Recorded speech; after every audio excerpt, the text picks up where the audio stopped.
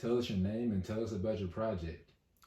My name is Clinton Davisson, and this experiment is known as the Davisson-Germer experiment. What were you guys trying to find or do? Well, initially we were conducting experiments to study the distribution and angle of electrons scattered by nickel. In 1925, while doing our experiments, an air bottle exploded while the nickel was heated to a very high temperature. And this caused patterns of diffraction with peaks that we had no explanation for. So the next summer in 1926, I went to the Oxford meeting at the British Association for the Advancement of Science, and a scientist by the name of Max Born gave a lecture. They used the same curves that I had found during my research. So Germer and I decided to further our experiment, so we used an electron gun to fire electrons through a vacuum chamber to hit the nickel crystal.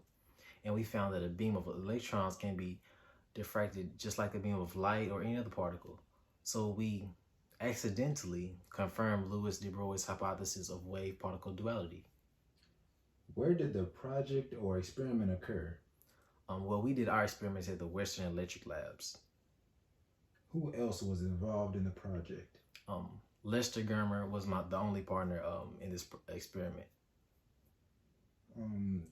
What was your role in the project? Well, I was the lead scientist in this Davisson-Germer experiment. What impact did your project have on the physics community? Well, I would say that our experiment was the direct evidence that confirmed de Broglie's wave-particle duality hypothesis, which was significantly contributed to the understanding of quantum mechanics. Also, de Broglie received a Nobel Prize for that in 1929. What other significant events were happening around the world at that time? Well, in May of that same year, Charles Lindbergh flew in the Spirit of St. Louis nonstop from New York City to Paris in 1927, making it the first solo transatlantic flight ever. What person do you give the most credit to? Well, while teaching at Princeton to get my PhD, I studied under Sir Owen Richardson.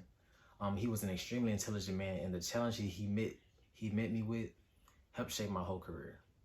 Also, he introduced me to his sister Charlotte, who ended up becoming my beautiful wife.